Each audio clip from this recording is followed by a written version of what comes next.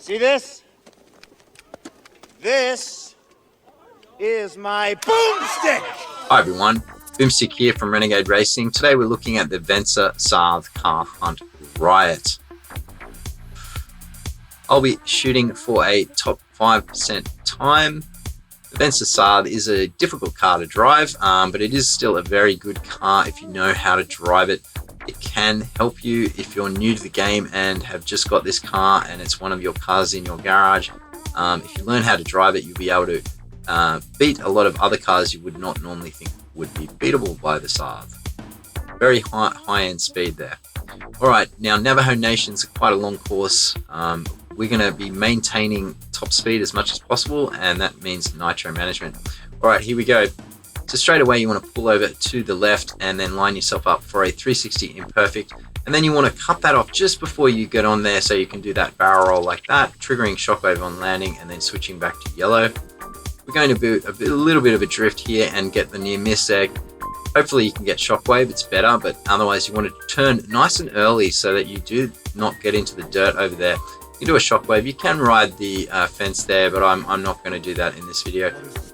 Imperfect, drifting around this corner to build up a shockwave, triggering it, then cutting it back, going into yellow, then triggering imperfect, holding drift, bouncing with a shockwave, cutting back into yellow, staying on the left hand side of those cars and just nudging into that so that you can get back into that bottle as well.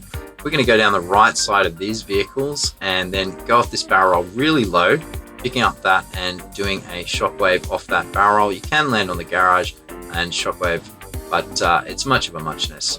You probably get a little bit of an advantage. Drifting around this section nice and long, open drift, and then into blue for this section, and if you can just graze those cars just slightly, you'll get a little bit more nitro. And then we'll do a 360 imperfect here and we'll switch into blue as we ride the wall, going back, drifting hard, and so we snap onto that imperfect, drifting on landing, and then just building up a yellow for this section, keeping it red, and drifting again, triggering out shockwave just before the barrel so that we get it extended, drifting, and I've just lost a bit of the drift there. I should have gone into yellow and then blue, not red then blue, and then we'll just red across the line there. So I made a couple of errors there at the end. I might have got a slightly better time, but it's much of a muchness. And looks like I paid a dear price there because 81st position is the end of top one. But I'll probably have another go later in the day. All right, everyone. Hopefully that's going to help. If you've got any questions, just put it up in the comments. You can, of course, go to the right of the flat ramp there before the railway starts. That is a good technique. If you can get up the wall and onto the barrel roll, that will actually save you some time. I didn't do that in this one. I'm trying to keep it semi-simple for some of the people that are just starting at the game, but that will be an advantageous thing to do. All right, everyone, good luck with it. If you're new to the channel, please give me a like and subscribe up there.